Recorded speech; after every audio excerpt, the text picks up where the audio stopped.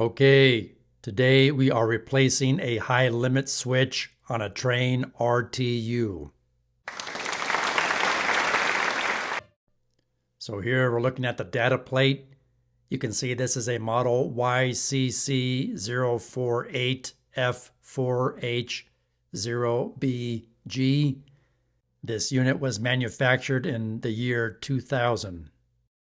So here is the high limit switch we're replacing. Here's a part number on the high limit switch.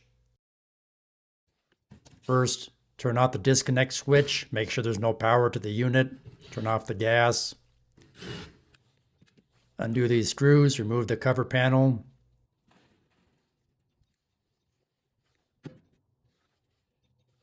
There's 2 wires that you need to pull off, and then 2 screws you need to unscrew. And the high limit switch simply pulls out easily. The way I know the high limit switch was bad, got a no heating call and the burner would not come on. After troubleshooting the unit, I noticed that I had power going to the high limit switch, but not power coming out of the high limit switch. When I bypassed the high limit switch with my jumpers, the burner came on and stayed on, operated normally. There's the old one. See, it's pretty corroded, kind of coming apart at the seams.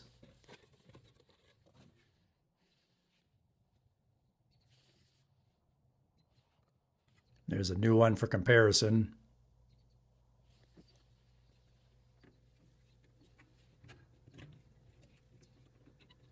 So normally the circuit would be closed if the switch is good, but this one failed open, so it wasn't allowing electricity to flow through on the safety circuit to allow the burner to ignite.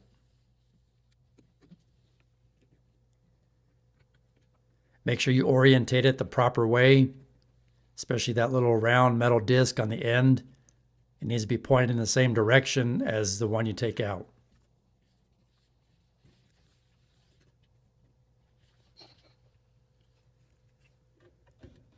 Gently reattach your 2 screws, reattach your 2 wires.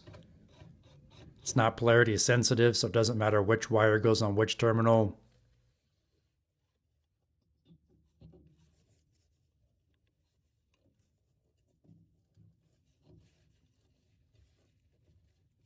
And then we'll turn the power back on and test the unit.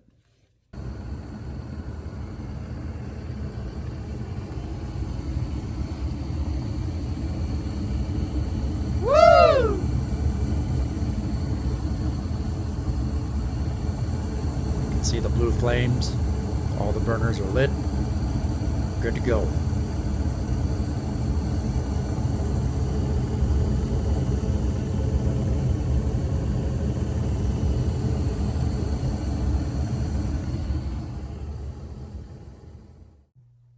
Please like, share, subscribe, leave me a comment, and thanks for watching.